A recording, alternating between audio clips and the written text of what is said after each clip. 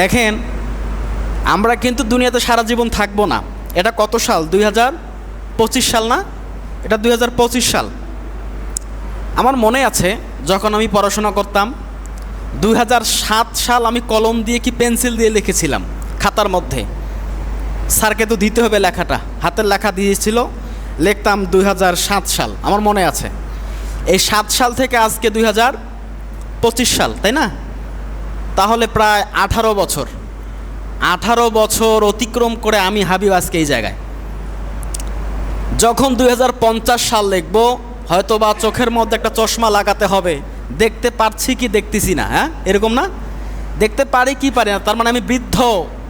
50 সালে এসে আমি বৃদ্ধ, আমার আর যৌবন শক্তি, সাধারণভাবে চলাফেরা করতাম, কোনো শক্তি জোশ খ্যাত কিছুই আর আমার নাই। এক সময় আমার মৃত্যু।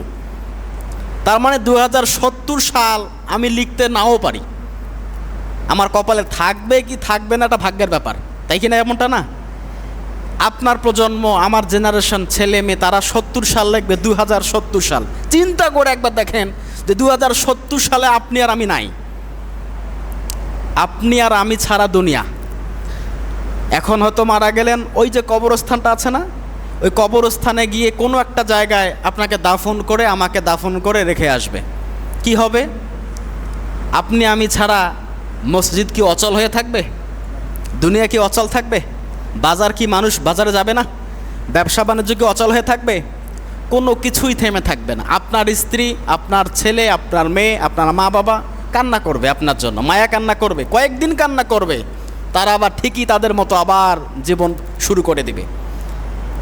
আপনি আমি ছাড়া দুনিয়ার কোনো কাজ আটকিয়ে থাকবে না।